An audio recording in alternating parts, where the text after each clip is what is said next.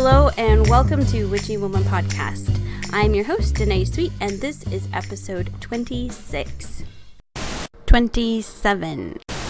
Today we are going to talk about the black moon, what's going on in the cosmos, some shifts happening, and we're going to talk about cats. I'm a crazy cat lady, so I thought it was about time that we talk about cats and how they kind of meld in the world of witches and witchcraft. Freddie and Pablo are with me today, including Tinkerbell.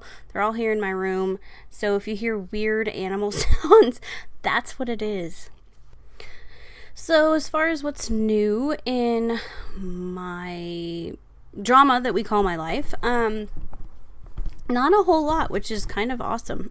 I actually was able to go to the ranch with my daughter, and we finished the work that Rena started, that Rena did when she did the diamond dowsing on the property. So it took us a good amount of a day to do about 8,000 acres. So we had to go around the entire ranch and put cures in, which are like copper rods with different colored tips that she has set intentions for or programmed to block certain kinds of energies, such as negative vortexes and geographic stress lines, that sort of thing.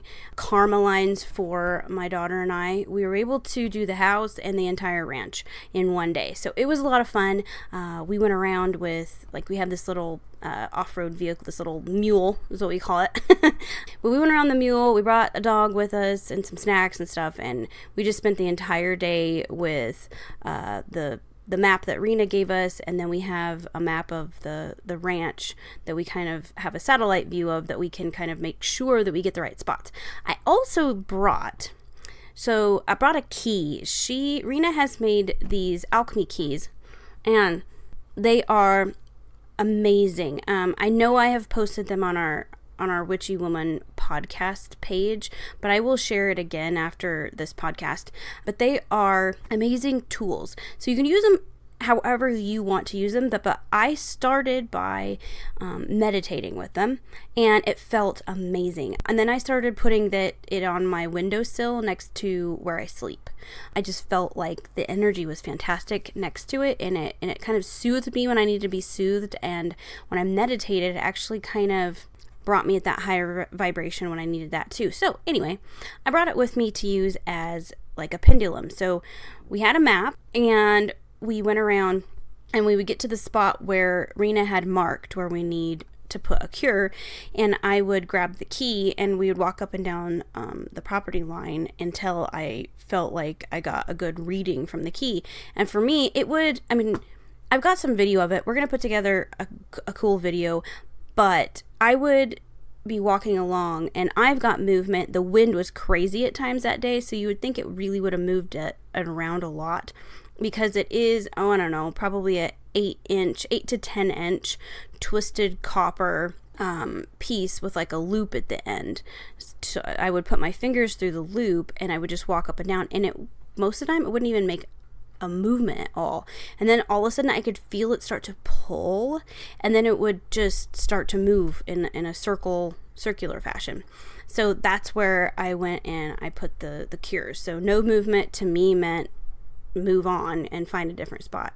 And then when it started to give me movement, I would test it left and right or backwards and forward just a little bit, and then I would put it where I thought needed to go. But it was a lot of fun. It was fun spending the whole day with my daughter doing something that was way unique, something neither one of us had ever done before, and it was to better our lives and the lives of the descendants that are gonna go on. We got to do, so I had a karma line at one point of the ranch, and then my daughter had another one, and I did mine and she did hers. And I don't know about her experience, but when I did mine, when I got to the spot where it needed to go, I felt a very, a stillness, I guess. It felt like the wind kind of died down. It was really still. It was really cool because there was like 4 or 5 deer There were some young bucks with velvet on their horns, just hanging out kind of by where my spot is. And I have a very special spot in my heart for deer. They come to our yard. When I was at the ranch, I could feed some of them. They were so tame. They loved to be around the ranch and around me, and I don't know. It just felt like it was the spirit just going, okay, yes, this is totally your spot. You know, there are your deer. I put the spot in, or the cure in, after I doused a little bit, I used my pendulum a little bit, and I definitely felt a release and a calmness. It was like you were standing under a waterfall. If peace could wash over you as a physical feeling, that's what it felt like. It was like I was standing under a peace waterfall.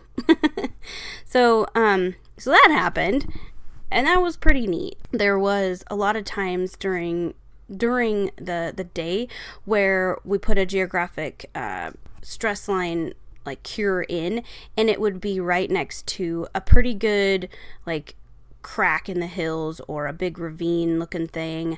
It was neat. A lot of them had significant landmarks next to where the cures needed to be put. So I thought that was really neat.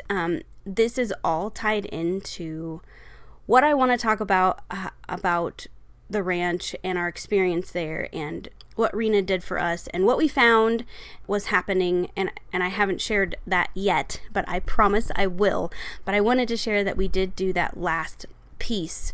I did get to speak to a historian about the land that we live on, that we own, and it really opened my eyes to some things that I think I knew, but I just kind of didn't want to admit it or think about it.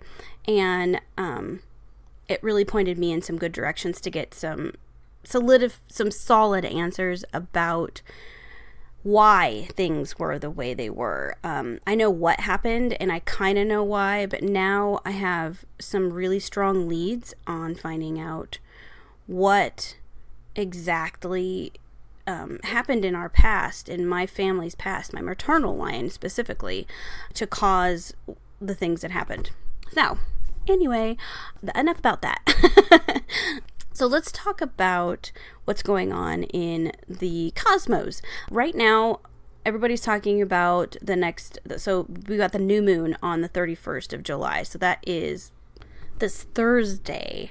And it's a special one because it is the end of Mercury Retrograde. Hallelujah. I don't know about you guys, but all the planets including, I think there were 5 in retrograde, and it really kicked my ass. So I'm excited for Mercury to chill the hell out for a while. So it ends that. Yay. It ends the summer eclipse season. That's the last one of the summer. We're done. And I know a ton of us had a shitload of bad things happen, some hard things, some conflict, misunderstandings. Basically, the energy of everything in, all the planets that were in retrograde and the eclipse really brought to light things we needed to look at in our own lives. It brought forth a lot of shadow work, right? Just front and center. And we either have to face it and deal with it, or we're going to have to go through that in the next cycle of transformation. And I, for one, do not want to do that. I worked really hard especially this last month, to dive into things that I know that I'm doing wrong, that I don't want to have to repeat the lessons that are happening because of them. So I worked really hard at journaling and being really introspective, tons and tons of meditation, and I did have a lot of good realizations. I was humbled this month. I didn't think that I needed humbled, which was a damn good red flag that I need to be humbled. So the universe sure as hell did that for me. And I hopefully don't have to relearn or revisit any of that stuff again. I feel like I'm coming out of this month kind of like a phoenix rising from the ashes is what I kind of feel like. I feel like the universe has given me a chance to hit, pretty bottom out pretty good, and then I can start anew. So I am thankful for that. I'm filled with a lot of gratitude this month going forward. Okay, so the new moon is actually the second new moon of this month, which makes it a black moon. I think that's pretty awesome. It means a huge shift, giant shift, lots of energy and power coming from this black moon. It's something that I am looking forward to. And I want to talk about what you're going to find online as far as rituals and spell work during the new moons or dark moons.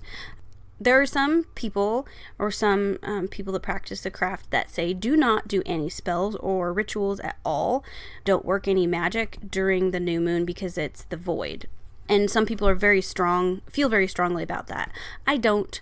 I love for me, the dark moon is more, I connect more to that moon than the full moon. So during this time, you can do, love, money, anything that you want to, like new beginnings, you want to gain. So love, money, health, personal development. It's really good to do shadow work during this time and starting new projects. Some say you should only do hexes and curses during during the dark moon, and I guess whatever floats your boat. This energy is going to strip away any remaining hidden truths, any illusions, any false ideas that you've got running around in your head. It's going to strip it away and show it to you. There goes the train. This is amazing energy also for divination and spirit communication. So if you are working on connecting to your spirit guides or want to talk to loved ones on the other side, perfect time for it. It is a very thin veil during this energy, so take advantage of it if that's what you would like to do. It's also, I read on a bunch of different sites that this is the time that a lot of witches and other practitioners will basically brew up some justice. They do that in the form of hexes, curses, kind of the send back to you type spell work.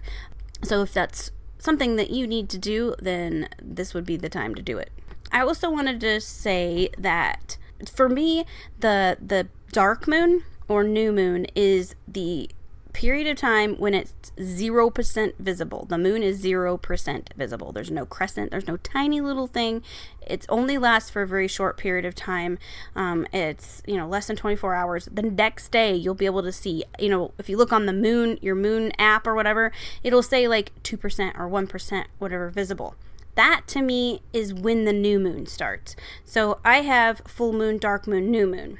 And the dark moon and the new moon are very similar energies. I just wanted to clarify kind of my way of thinking, and it's not my way or the highway. It's however you feel, whatever truth resonates with you. For me, I break it up like that because I don't know.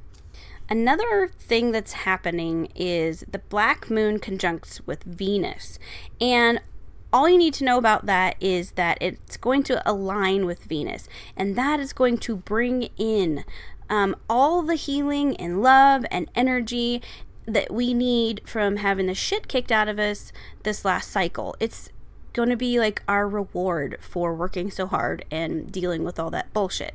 Also, anything that you have had as far as issues or questions or problems, solutions for those pending situations are going to reveal themselves to you. So pay attention, especially during meditation or whenever your mind is quiet. Really, really look for signs and symbols and guidance during this period, because that's when your solutions are going to happen. So just be aware right now. Another thing that's happening on the 1st of August, so right when that new moon starts, is Lammas, and that is the first harvest. So there are 3 harvests. This one's the first one, and this is the grain harvest.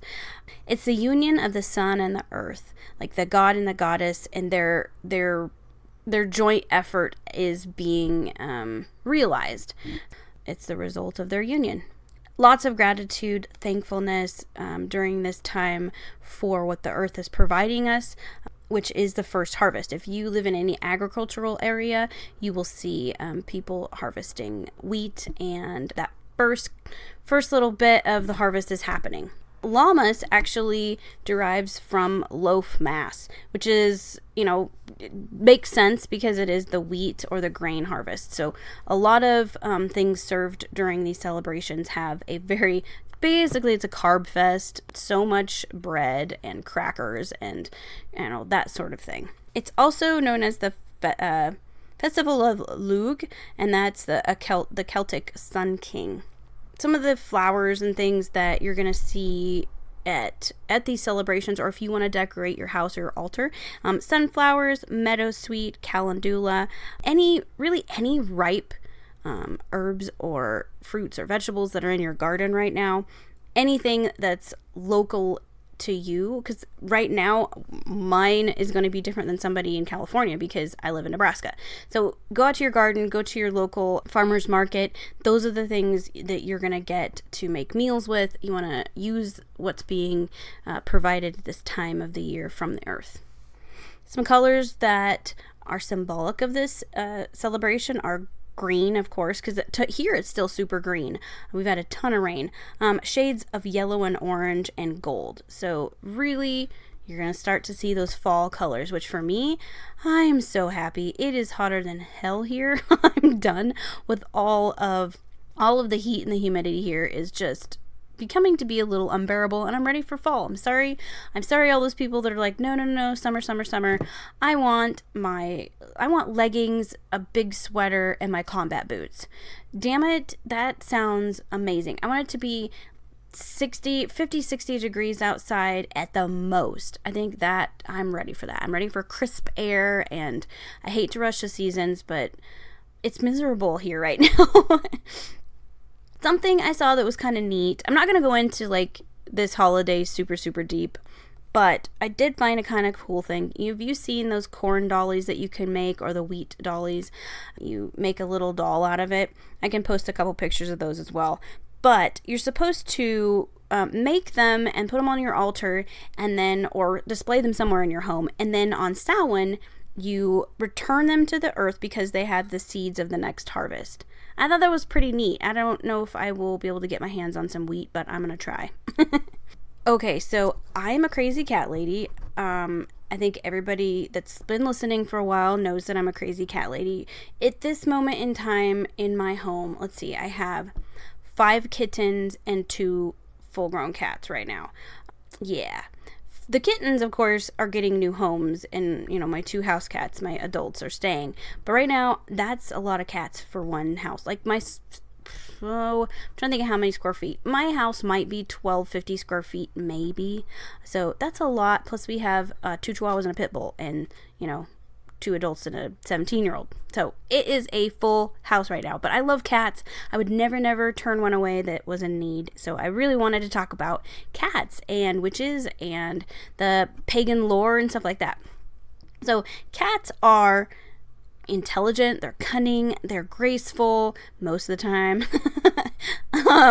And they really have that need for autonomy. And I think that's why they're associated with witches. And in the magical realm, because there are a lot, like when you think of the qualities of a witch, for me, when I think about that, it's a lot of the same qualities that a cat has. So we're going to start with Egypt. Egypt has a huge presence of cats in their history. Cats were a very, very important part of their everyday lives, and they thought that cats' souls, when they passed away, went to the same afterlife as humans, which for most religions, that's kind of a big thing, or most belief systems, the thought that pets, go to the same place as you is kind of a big deal for them. They also had cat paintings and artwork kind of around where the tombs are. Some of the deities, actually there's just 2 that I want to talk about in particular. So Bastet and Sekhmet, they were both feline deities. Bastet was a cat, or she was portrayed as a cat or as a woman with a cat head. And you see that quite often. If you go into a metaphysical store, a lot of times you'll see a Bastet statue or some kind of artwork. It's very, very common. She was the daughter of the sun god Ra. She ruled over home, protection, and fertility. Cats were thought of as incarnations of Bastet, so nobody messed with cats. They weren't thought as domestic or wild. They just were cats, and both wild and domestic were very, very revered. There was no distinction between, like, here you see people going, it's just a damn alley cat. No, there, if it was an alley cat, it was just as important as one that was roaming around the temples. Sekhmet was portrayed with the head of a lion on a woman, and she was a fierce hunter, a fierce warrior, protector of the pharaohs, and she led them into battle. That was the deity that they held very, very close when they were at war. And she was also a daughter of the sun god. So it was very, very important throughout Egyptian history. I want to talk really briefly about some of the other cat associated deities in different cultures. So in Greek mythology, we had the goddess Diana, and she would shapeshift into a cat. In Norse mythology, we had the goddess Freya, and she was the goddess of fertility, war, and death, and she would lead the Valkyries into battle to collect their dead. Kind of cool. And she would ride in a chariot that was pulled by 2 blue cats, and I'm gonna butcher their names here, but the 2 blue cats' names were Bygul and Trjegul. Totally messed that up. But anyway, I can put that in the notes if you want to know what it is. So, also in Hebrew lore, Lilith shapeshifted into a black cat. And they called her Elbrusha when she was a black cat. And they said that she would prey on newborn babies. I don't know how much that is true. But anyway. So that's just, I don't know, I just really, really liked that there was so many of them. Here I have I don't want to go into what each one was, but I want to list off some more of them, some gods as well as goddesses that were either portrayed to look like a cat or partly cat or just associated with the cat in general. So Greek and Roman, we had Artemis, Athena, Circe, Diana, Juno, Cybele, Dionysus, and Nergal. Not sure how if I pronounced that right. Egyptian ones, and we talked about Bastet and Sekhmet, and we also have a god named Bes, or Base. It's Bes. In the Old Testament, they talked about Asherah, also known as Qadesh, and Kegel, or Lilith. They have references to goddesses or characters in the Old Testament that are associated with cats. Hindu, we have Durga, Parvati, and Shiva. In I've already mentioned Norse.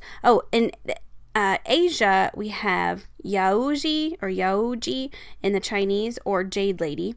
Buddhists, they have Manjushri.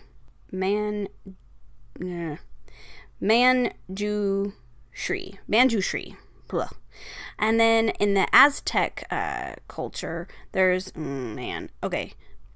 I'm just gonna, Tezcatlipoca.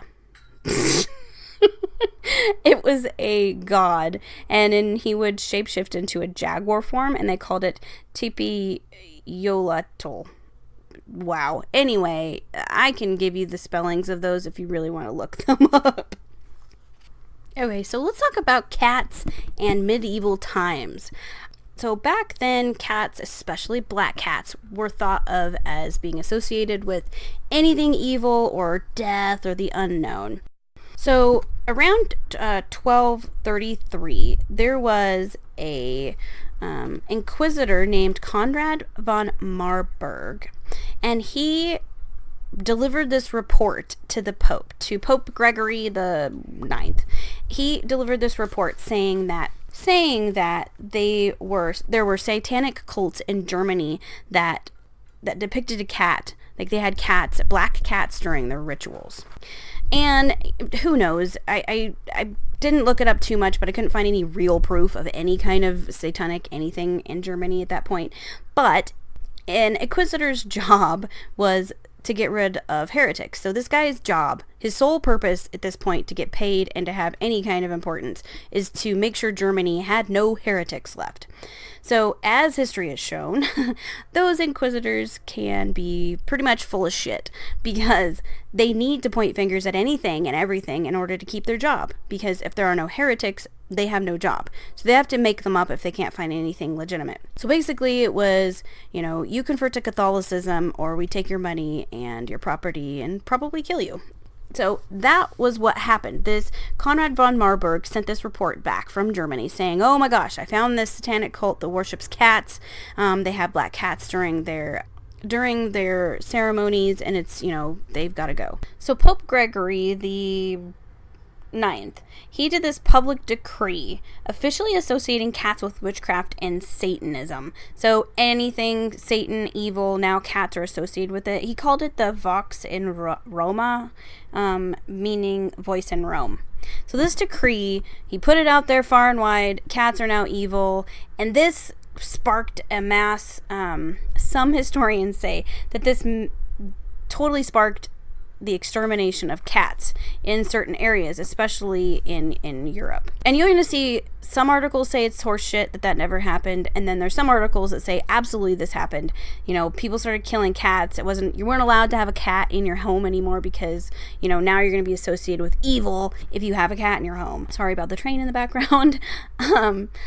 So this points to this next thing that happened in Europe's history was the Black Death, the Black Plague. So the plague happened in around 1347, which is quite a ways, but it takes a long time to kill out a species. So if you think of large cities and think of an entire, area like Europe, and especially England, the United Kingdom, and around there, it would take a while to get rid of all the wild cats, all the alley cats and whatnot, to exterminate them. So the Black Plague happened, and it killed 1/3 of the people in Europe.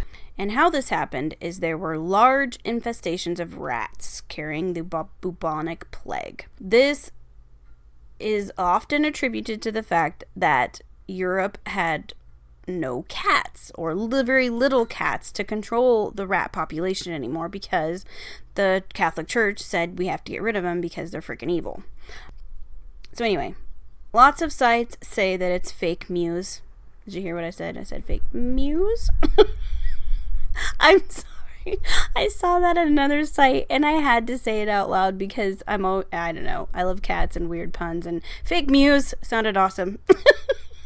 So anyway, a lot of sites say that it's fake. If you look up who wrote those sites, they also write articles about religion, are very pro-organized religion. So it's not hard to jump to any kind of conclusions there.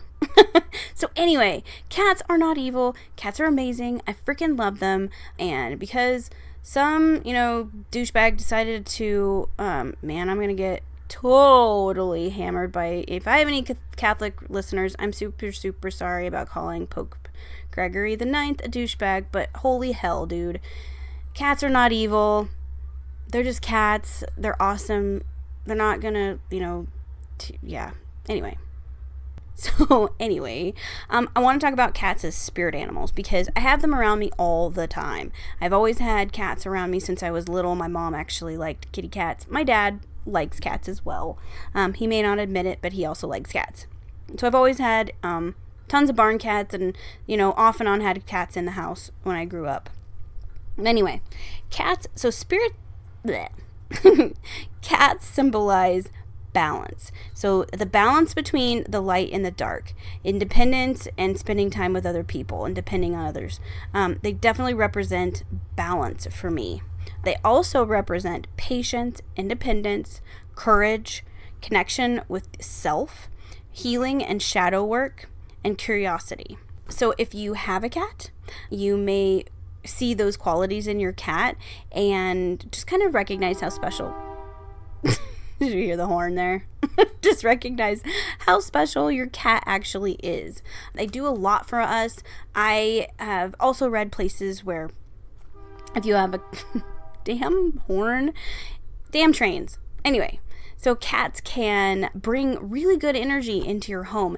And if you notice a cat will kind of go to a corner or go to a space and just lay down and spend a lot of time there from time to time, I have heard by different sources that cats will go to stagnant energetic spots in your home, and having them around that spot helps dislodge or keep the energy of the home flowing a little bit better. So if you have a cat that does that, he's not like weird that he likes like a corner in your room that has nothing in it but just there's just nothing for him to hide on under. He's just laying on the floor there.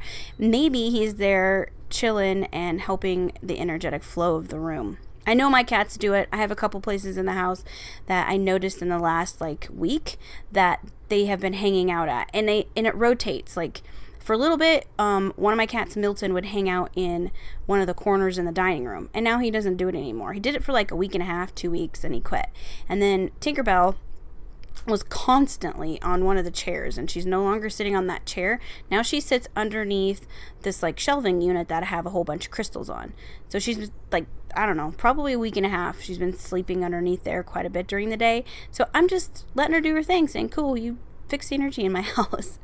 Dreams. If you dream about cats, there's tons and tons of symbology as far as dreams, and if you go to dreammoods.com, just go to the cat section and read about it. There's tons of it.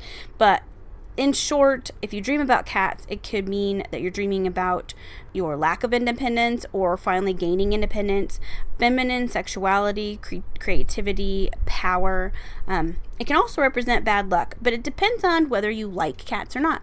If you don't like cats, if you're somebody who's like, ugh, cats are terrible, and you dream about cats, it might be foreboding, a warning or something about some kind of misfortune that you may be coming upon. If you dream about an aggressive cat, you could be having issues with feminine aspects of yourself. So if you're just having a hard time expressing that part of you, or maybe just don't want to, and there's a little conflict there, you might be dreaming about an aggressive cat.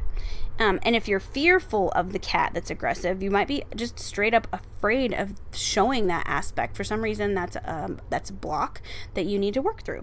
A cat with no tail symbolizes loss of independence or autonomy. Cat scratching you is you're feeling threatened.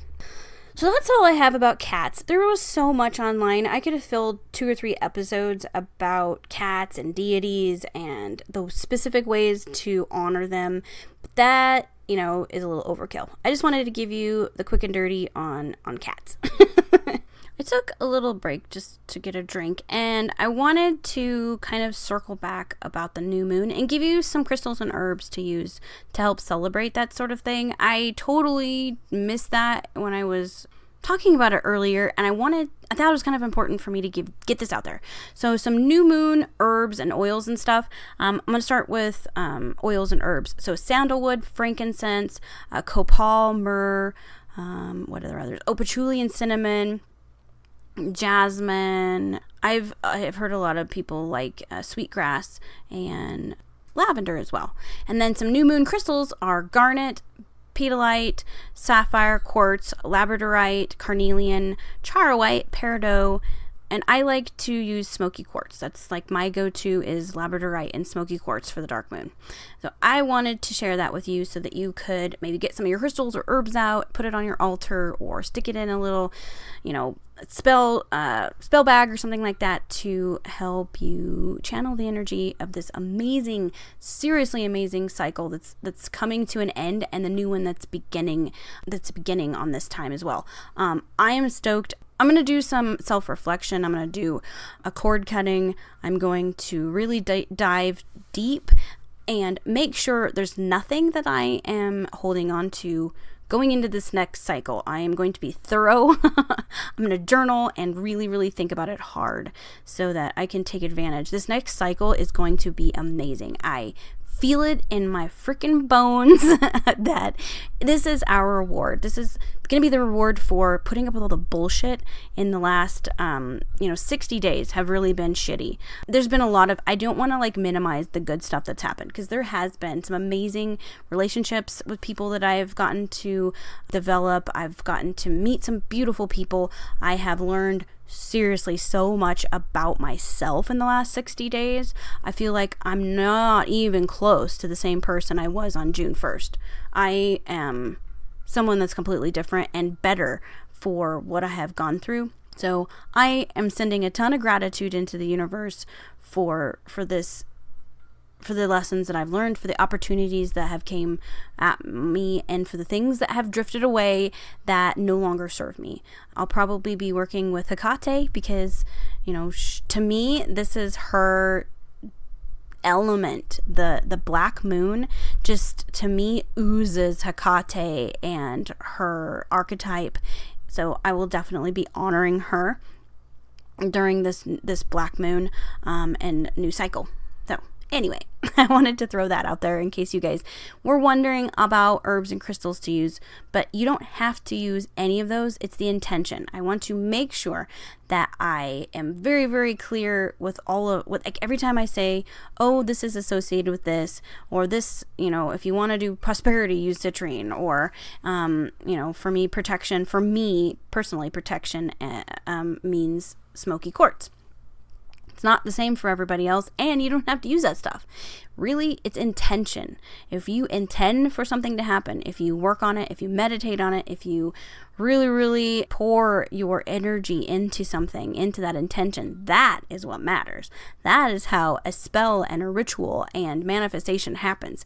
It's 100% in intention, because that energy goes out into the world, and then you get it back. So, I'll get off my soapbox there. Anybody can get a hold of me by email, Danae@DanaeSweet.com. You can also catch me on Instagram, Witchy Woman Podcast. I'm on Twitter, Danae_Sweet_.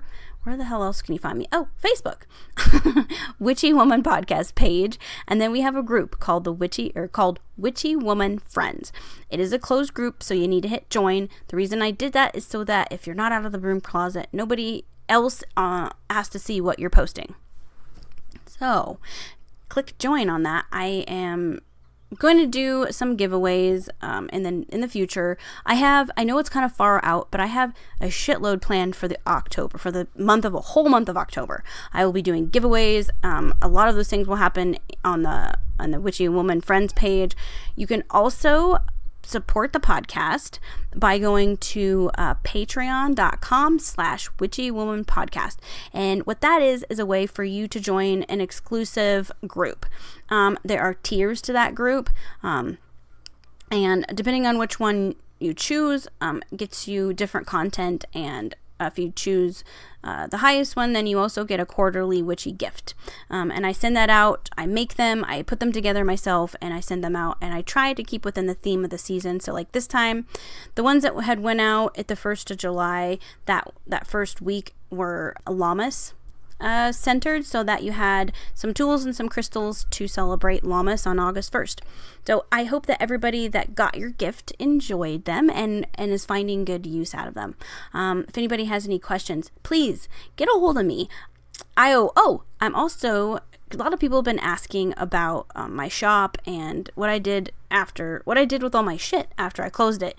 I actually have a website. It's sagestoneandcandle.com. I don't have a ton of stuff up yet, but I will. I just made some spell bags. I'm making some oil blends, and I've got a ton of crystal sets that I'm going to be putting on very, very soon. I'm going to be offering them on the Sage Stone and Candle Facebook page first on Sunday. I think that's the 4th of August.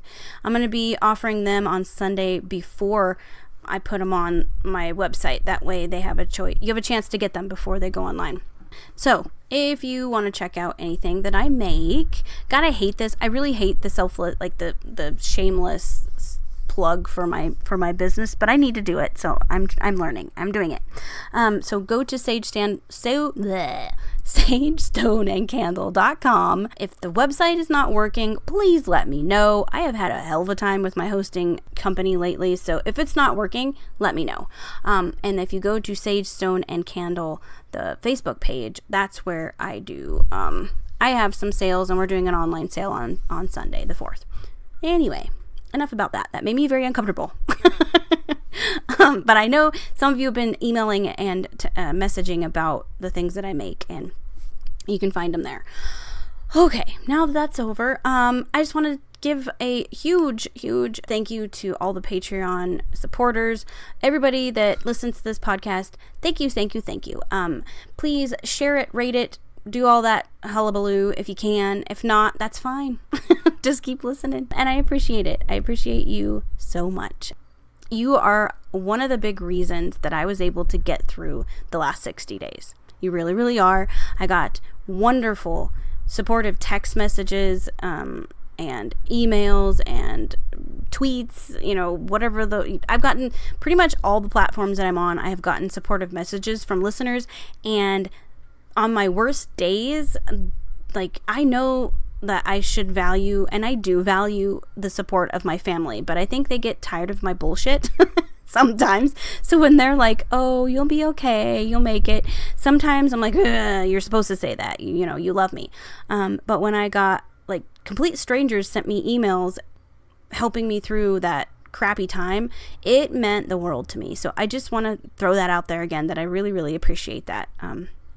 From the bottom of my heart, I will never be able to express how much I appreciate your support. So I guess with that, I'm going to let you go. Stay witchy. Bye.